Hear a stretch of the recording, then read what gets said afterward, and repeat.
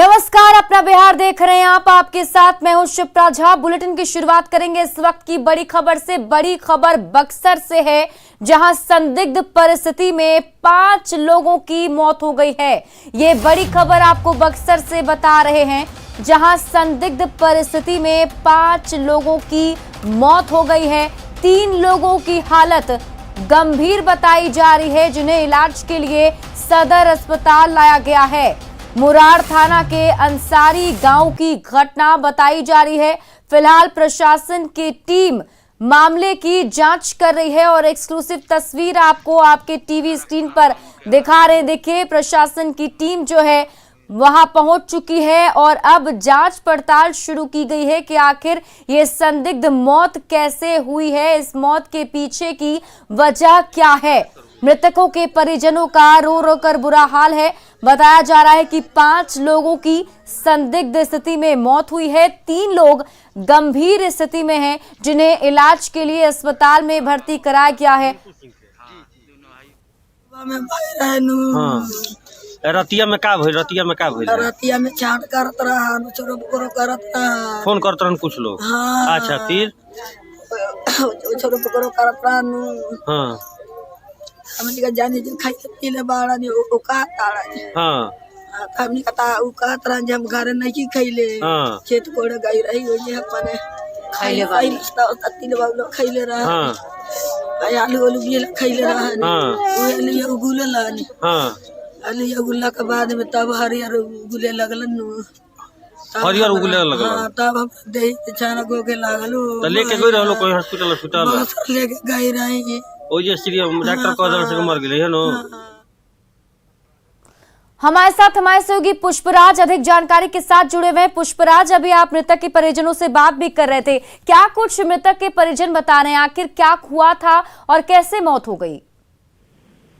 मृतक के जो परिजन है उनका कहना है कि कल रात में किसी का फोन आया है, जिसके बाद ये गांव डुमराव अनुमंडल का जो अंसारी गांव है, यहाँ से सभी लोग कुछ खाए हैं।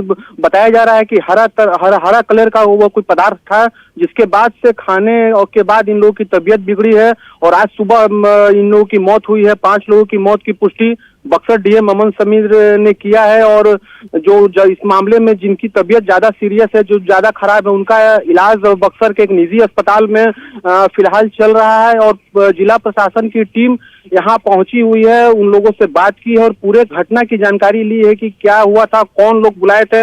यहाँ मौके पर डीएम एसपी भी पहुंचे हुए हैं। जी, तो क्या कुछ वहां पर अभी प्रशासन की तरफ से कार्रवाई की गई है? पुष्पराज, किस तरीके से जांच पड़ताल की जा रही है ताकि पता लगाया जा सके कि मौत की वजह क्या रही? इस पूरे घटनाक्रम को लेकर बक्सर डीएम अमन समीर खुद पूरे मामले की मॉनिटरिंग कर रहे हैं कि मौत के पीछे की वजह क्या है। वो खुद पहुंचे हैं निजी अस्पताल में और जो जिनका इलाज चल रहा है उनसे इन्होंने बात की है। इन लोगों ने जो बताया है उसके आधार पर एक टीम बनाई गई है, विशेष टीम। बक्सर एसपी भी साथ में है और पूरे गांव में पुलिस पहुंची हुई है और फिलहाल अभी जो पहला मामला है वो जांच का है कि आखिर मौत के पीछे वजह क्या है। बताया जा रहा है कि जो सेवन पदार्थ किया गया, क्या वो शराब था या फिर अन्य कुछ। बिल्कुल पुष्पराज, ये सवाल भी उठता है क्योंकि अभी तक जहां जहां ऐसी घटनाएं घटी हैं, चाहे वो नालंदा हो, छपरा हो, वहां भी पहले बात यही आती है सामने कि संदिग्ध परिस्थिति में मौत हुई है। जांच पड़ताल होने के बाद पता चलता है कि जहरीली शराब से मौत हुई थी। तो क्या यहां पर भी इस हिसाब से कुछ जांच पड़ताल शुरू की गई है? इस पूरे मामले में जांच की जो बात है वो बक्सर डीएम मैंने बताया कि खुद अपने स्तर से कर रहे हैं और पटना से भी एक्सपर्ट की टीम बुलाई गई है जांच के लिए। और जो उस गांव में पदार्थ मिले हैं जहां ये घटना घटी है, उसे वहां की जो स्थानीय थाना है मुरार ने जब्त किया है और कुछ घंटे के बाद स्थिति स्पष्ट हो पाएगी कि मौत के पीछे की वजह क्या रही है, कैसे मौत हुई है इन सभी की। जी, तो परिजन कुछ बता पा रहे हैं कि आखिर ये जो पदार्थ था वो कहां से मिला, कौन लोग थे जो वो उनको प्रोवाइड करा रहे थे? कुछ भी जानकारी इसको लेकर? जो घर की परिजन है, जो महिलाएं हैं, वो कुछ बहुत ज्यादा नहीं बता पा रही हैं क्योंकि उनका यही कहना है कि फोन आने के बाद ये सभी लोग गए थे वहां पर, जिसके बाद ये पदार्थ जो बताए। बक्सर डीएम से भी हमारी बात हुई, न्यूज 18 से उन्होंने बात किया, उनका भी यही कहना है कि जो जांच में हम लोगों को सबसे पहले चीज है जो कोई पदार्थ की बात सामने आ रही है जिसके खाने के बाद से इन सब की तबीयत सुबह मौत हुई है इन सब की। जी जी, जो मृतक हैं, जो 5 लोगों के बारे में बताया जा रहा है, वो उनके बारे में कुछ जानकारी आप तक पहुंची है? कितने वर्ष के थे वो लोग और कहाँ के रहने वाले, वहीं आसपास के रहने वाले थे सभी? जिनकी मौत हुई है वो डुमरांव अनुमंडल का ये अंसारी गांव है। डुमरांव अनुमंडल से तकरीबन 12 किलोमीटर की दूरी पर है और सभी उसी गांव अंसारी गांव के ही रहने वाले हैं। जी बहुत बहुत शुक्रिया तमाम जानकारी के लिए पुष्पराज। हमारे साथ है बक्सर डीएम, इनसे बात करते हैं कि सर क्या कुछ हुआ है। सर क्या कुछ जानकारी मिली है सर प्रशासन को? सर अभी हम लोगों को जो जानकारी प्राप्त हुई है कि 5 आदमी का जो है वो डेथ हुआ है, 2 का जो है अस्पताल में अभी है, एक से अभी हम लोग मिले हैं, वो अभी उनकी हालत अभी ठीक है। अभी हम लोग स्पॉट पे वहाँ पे जा रहे हैं और विशेष हम लोग जो है वहाँ पे निरीक्षण एक बार कर लेते हैं, उसके बाद जो विस्तृत जो होगा हम आप लोगों के साथ शेयर। सर मौत की वजह क्या लग रही है? संदिग्ध लोग अभी जो वहाँ पे स्पॉट से बताया गया है कि कुछ जहरीली पदार्थ का ये लोग किए हैं सेवन, और अभी हम लोग वहाँ पे जाकर इंस्पेक्शन करेंगे और जो भी डिटेल होगा आप लोगों के साथ शेयर करेंगे। Thank you sir. तो ये थे बक्सर डीएम अमन समीर सर का कहना है कि कुछ संदिग्ध वस्तु को खाने के बाद ये मौत हुई है, जिसके बाद से पूरा बक्सर जिला प्रशासन मौके पर पहुंचा और जांच की जा रही है मौत के पीछे की वजह क्या है। पुष्पराज, न्यूज 18 बक्सर। बढ़ते हैं आगे। आरआरबी एनटीपीसी अभ्यर्थियों के आंदोलन के पीछे सियासी साजिश सामने आ रही है।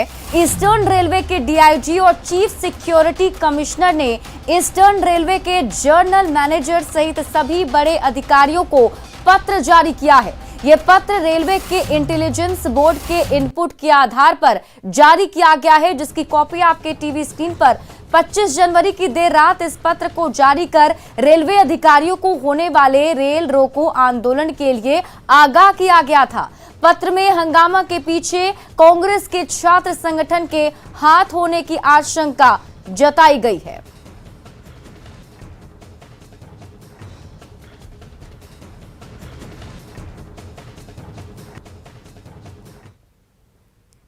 आरआरबी एनटीपीसी की परीक्षा के रिजल्ट को लेकर जारी हंगामे के बीच एनएसयूआई ने स्वीकार किया है कि कांग्रेस प्रदर्शनकारी छात्रों के साथ हैं। उन्होंने सरकार और छात्रों के साथ गलत कर रही है, ये भी कहा है। आरआरबी एनटीपीसी के अभ्यर्थियों के द्वारा जो पटना में आंदोलन चल रहा है वो मांग उनकी जायज है। सरकार के द्वारा लगातार छात्रों के साथ अन्याय किया जा रहा है, उसी के खिलाफ छात्र सड़क पे उतरे और हर जगह रेल को रोकने लगे। लेकिन सरकार के द्वारा लगातार छात्रों को ही गलत ठहराया जा रहा है, ये सरासर गलत है। और सरकार ने एक लेटर जारी करके बताया है कि एनएसयूआई के द्वारा हो रहा है, एनएसयूआई इसमें शामिल है। तो मैं मानता हूं कि एनएसयूआई संपूर्ण रूप से छात्रों के साथ है और जहां जहां छात्रों के साथ अन्याय होगा एनएसयूआई छात्रों के साथ रहेगा। आरआरबी एनटीपीसी के परिणाम को लेकर आरपीएफ इंटेलिजेंस रिपोर्ट सामने आने के बाद बिहार में सियासी बयानबाजी शुरू हो गई है। जेडीयू एमएलसी नीरज कुमार का कहना है कि ये बिहार है, यहाँ तो हर चीज में राजनीति होती है। हम आक्रोशित छात्रों से अपील करते हैं कि छात्रों को धैर्यपूर्वक जांच रिपोर्ट का इंतजार करना चाहिए। इधर आरजेडी विधायक डॉक्टर मुकेश रोशन ने कहा कि छात्र किसी भी पार्टी का नहीं होता, वो अपने भविष्य के लिए आवाज बुलंद कर रहे हैं। वहीं कांग्रेस का कहना है कि छात्र अपने अधिकारों की लड़ाई लड़ रहे हैं, उनके साथ कांग्रेस खड़ी है। छात्रों से अनुरोध करेंगे कि जब कमेटी इसकी बन गई है और इस संबंध में तत्संबंधी निदान की प्रक्रिया पर भरोसा करना चाहिए और अपनी बात को सार्थक तरीके से तार्किक रूप से रखने की का जो क्षमता है बिहार का, और बिहार के ये नौजवान है, बिहार के छात्र ने इसकी शुरुआत की है, तो हम अनुरोध करेंगे कि संयम और शांति पूर्वक अपनी बातों को लोकतांत्रिक तरीके से रखे। ये कांग्रेस और राजद और भाजपा की बात नहीं है, छात्रों के भविष्य का सवाल है। इस पर सरकार को संज्ञान लेना चाहिए और छात्रों के हित में फैसला लेना चाहिए। देखिए, छात्र अपने अधिकारों की लड़ाई लड़ रहे हैं। अधिकारों की लड़ाई लड़ने वाले छात्रों के साथ कांग्रेस खड़ी है, उपद्रवियों के साथ कांग्रेस खड़ी नहीं है। कांग्रेस इस आंदोलन का नैतिक समर्थन कर रही है, कांग्रेस उपद्रव का समर्थन कतई नहीं कर सकती। बहुत साफ जान लीजिए, बहुत ही चालाकी से सत्तारूढ़ दल के लोगों ने अपने अराजक तत्वों को इस आंदोलन में घुसा दिया। छात्र हम लोगों के लिए, सरकार के लिए महत्वपूर्ण है और जैसे ही ये मामला संज्ञान में आया त्वरित कार्रवाई हुई और 5 मैन कमेटी बनाया गया ताकि वो जांच करके अपनी रिपोर्ट जल्द से जल्द दे, और उसका एक टाइम फ्रेम भी तय कर दिया गया है। अभी जो रेल के आरपीएफ है, उनका जो अपना इंटेलिजेंस ब्यूरो है, उन लोगों ने भी पता चलाया है, और उसमें जो लोग मुलव्विस हुए हैं या जिन लोगों ने तोड़फोड़ करवाया है, वो साफ हुआ है कि इसमें कांग्रेस का हाथ है, और कांग्रेस की नीति रही है, देश को तोड़ने की नीति रही है। और इसी बीच सूत्रों के हवाले से बड़ी खबर सामने आ रही है। 28 जनवरी को गोरखपुर स्टेशन को हाईजैक करने की तैयारी है। तो सूत्रों के हवाले से बड़ी जानकारी आप तक पहुंचा रहे हैं। 28 जनवरी को गोरखपुर स्टेशन को हाईजैक करने की तैयारी है। बड़ा आंदोलन बनाने की तैयारी में कांग्रेस का शीर्ष नेतृत्व भी जुटा हुआ है। पटना में हुई स्टूडेंट स्टीयरिंग कमेटी की बैठक में चर्चा की गई। अधीर रंजन चौधरी के संपर्क में बिहार कांग्रेस के बड़े नेता हैं। आंदोलन को बड़ा करने की कोशिश में है कांग्रेस।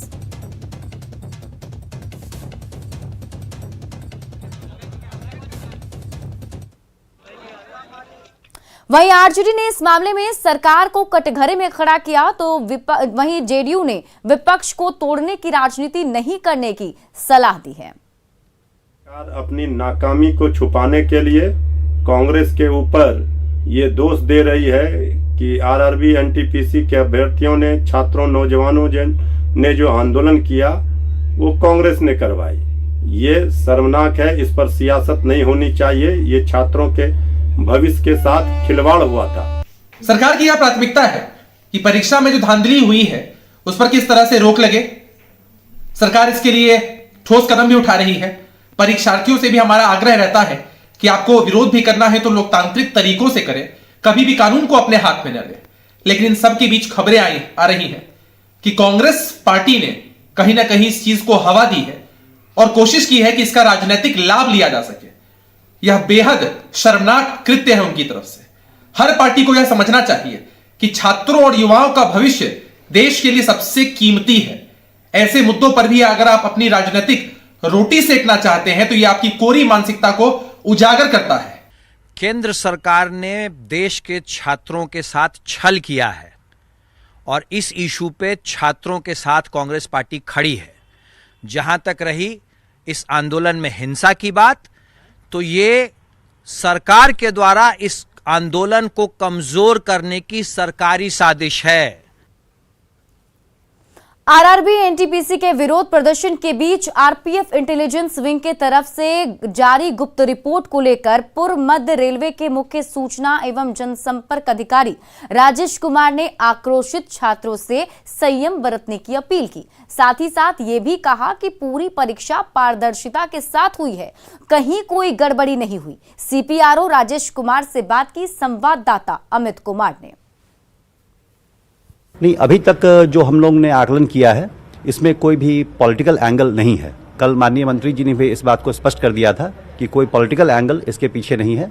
छात्रों के कुछ कंसर्न्स हैं जिनको कि हम लोग एड्रेस करेंगे, पूरे संवेदनशील तरीके से एड्रेस किया जाएगा। फिर भी जिस तरह से तस्वीरें सामने आ रही है, पटना में भी एफआईआर हुआ है, कई इंस्टीट्यूशन के जो डायरेक्टर हैं, टीचर्स हैं, उनके खिलाफ भी एफआईआर हुआ है।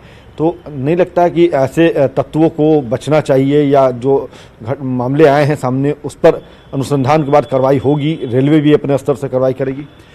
रेलवे राष्ट्र की संपत्ति है और मैं अपील करना चाहूँगा, कल भी माननीय मंत्री जी ने ये अपील किया है कि इस संपत्ति का आप नुकसान न करें, और जो भी कानूनी प्रक्रिया है वह जो प्रशासन के द्वारा जो किया जा रहा है, क्योंकि लॉ एंड ऑर्डर एक अलग सब्जेक्ट है, तो वो लोग कर रहे हैं, उस पर मुझे कुछ नहीं कहना है। पटना में खान सर सहित कई कोचिंग संचालकों पर एफआईआर दर्ज किया गया है। राजेंद्र नगर टर्मिनल पर तोड़फोड़ मामले में एफआईआर दर्ज किया गया है। रेलवे के अभ्यर्थियों को भड़काने का आरोप है इन कोचिंग संचालकों पर, जिसमें खान सर का नाम भी शामिल है। पटना के पत्रकार नगर थाने में प्राथमिकी दर्ज करवाई गई है। 400 अज्ञात लोगों के खिलाफ भी एफआईआर किया गया है।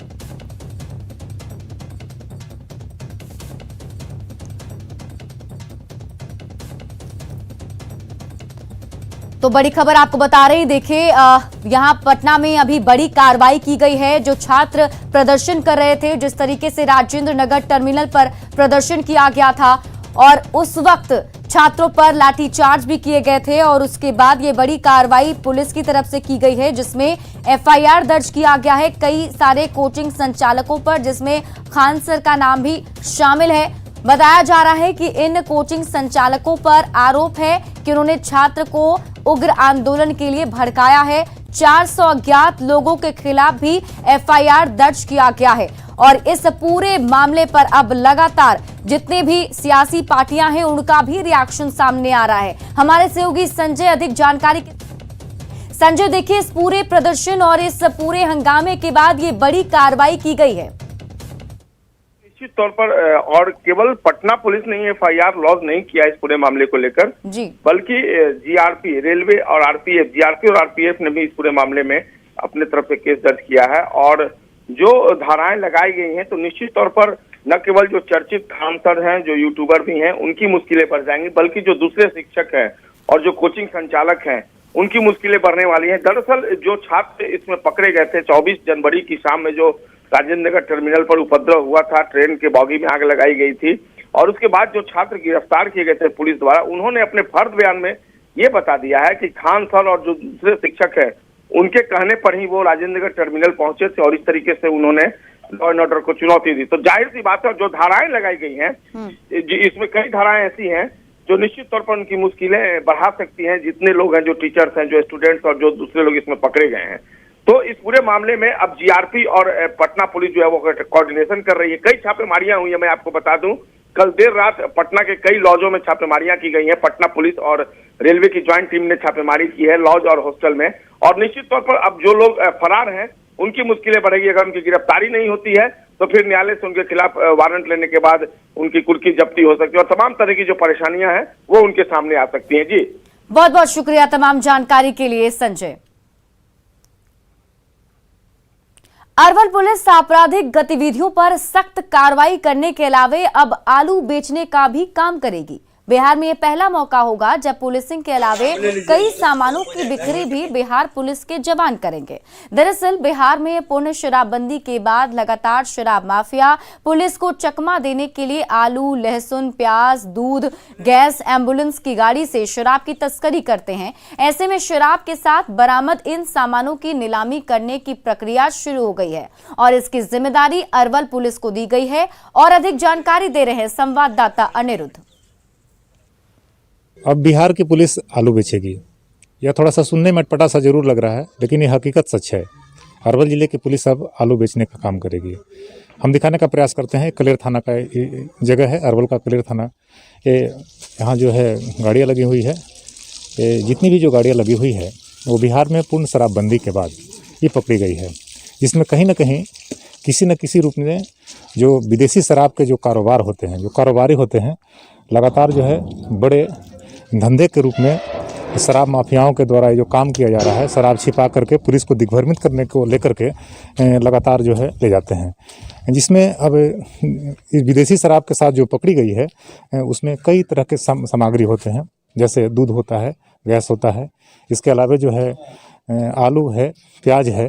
इन सभी की राजस्व की उगाही को लेकर के अरवल एसपी के द्वारा सिविल एडमिनिस्ट्रेशन, डिस्ट्रिक्ट एडमिनिस्ट्रेशन से आदेश दिया गया है। इससे टैंकर में विदेशी शराब की एक बड़ी खेप पकड़ी गई थी। हम दिखाने का प्रयास करते हैं और इससे पूरी टैंक में जो है तकरीबन जो है 40 क्विंटल आलू भी बरामद हुआ है। इसके अलावा और भी गाड़ियाँ हैं। ये जो आलू जो है इस तरह से जो बरामद हुआ है, इस बोरे में पैक जो आलू है, इनके साथ विदेशी शराब की बड़ी खेप पकड़ी गई थी, जिसमें पुलिस का जो है ये शराब को निकासी करके जो जितने भी जो आलू जो रखे हैं, इसमें जो है राजस्व की उगाही को लेकर के डीएम से आदेश प्राप्त हुआ है और यहाँ की पुलिस जो है इस आलू को बेच करके सरकार जो है लगातार जो है राजस्व की उगाही होगी। साथ साथ जो है और भी कई गाड़ियों में जो है कई जो सामान जो पकड़े गए हैं शराबबंदी के नष्ट होने के बाद, उसके बाद इस आलू के जो है राजस्व की उगाही को लेकर के डिस्ट्रिक्ट एडमिनिस्ट्रेशन से आदेश प्राप्त हुआ है। एसपी की एक पहल पर एक बड़ी राजस्व की उगाही जो सरकार के खाते में जाएगी। अनिरुद्ध कुमार, न्यूज़ 18 अरवल। मुंगेर शहर के लोग अब खुद मेयर और डिप्टी मेयर को चुनेंगे। मुंगेर नगर निकाय के इतिहास में 120 वर्ष बाद पहली बार ऐसा होगा जब जनता स्वयं अपने पसंद के मेयर और डिप्टी मेयर को वोट करके चयन करेंगे। इन दो पदों के चुनाव में पहली बार जनता की सीधी भागीदारी होगी और मतदान से शहर का ताज किसी के सिर सजेगा। चुनाव को लेकर शहर के लोगों में उत्सुकता बढ़ गई है। हालांकि अभी चुनाव की तिथि घोषित नहीं हुई है। संभावना है कि चुनाव अप्रैल मई के बीच होगा। और अधिक जानकारी दे रहे हैं संवाददाता अरुण शर्मा। मुंगेर में अब मेयर पद का चुनाव काफ़ी नज़दीक है। 5 साल हो जाने के बाद अब मेयर पद का चुनाव होना है, लेकिन नए नियम के तहत अब मेयर तथा डिप्टी मेयर का चुनाव जनता के हाथों में आ गया है। जनता के हाथों में आने के बाद ये हुआ कि अब कई ऐसे कैंडिडेट हैं जो अपने आप को भावी मेयर प्रत्याशी के रूप में अपने आप को घोषित किए हुए हैं। उसको लेके जिला में कई जगहों पे बैनर, पोस्टर तथा सोशल मीडिया पे ही अपने आप को भावी प्रत्याशी घोषित कर अपने फेस को एकदम सोशल मीडिया पे चमकाने या टाउन के इलाका में जो है, निगम के जो इलाका में है, वहाँ पे अपने आप को प्रेजेंट करने में लगे। मैं इस सब में मौजूद हूँ भगत सिंह चौक पे। अब भगत सिंह चौक पे देख सकते हैं कि एक बड़ा सा पोस्टर जो लगा हुआ है जिसमें साफ साफ लिखा हुआ है कि आपने आपको भावी मेयर पद के लिए प्रेषित करता हूँ। यानी ये मामला साफ हो गया है कि जब से जनता के हाथों में मेयर पद का चुनाव गया है, डिप्टी मेयर अब जनता चुनेगी, उसको लेके कई कैंडिडेट अब मैदान में आने वाले हैं। ये देखने वाली बात होगी कि उस समय जनता किसको चुनेगी, किसको नहीं चुनेगी। लेकिन अब जो है, जो वार्ड पार्षद जो है वो अब मेयर का चुनाव नहीं करेंगे, बल्कि जनता के हाथों में ये जो अधिकार है वो जनता के हाथों में चला गया, जिसके बाद कई कैंडिडेट अब अपने आप को मैदान में लेके आ गए हैं ताकि जनता उनको पहचान सके। अरुण शर्मा, न्यूज़ 18 मुंगेर। फिलहाल इस बुलेटिन में अभी के लिए बस इतना ही, लेकिन न्यूज़ 18 बिहार झारखंड पर खबरों का सिलसिला लगातार जारी है।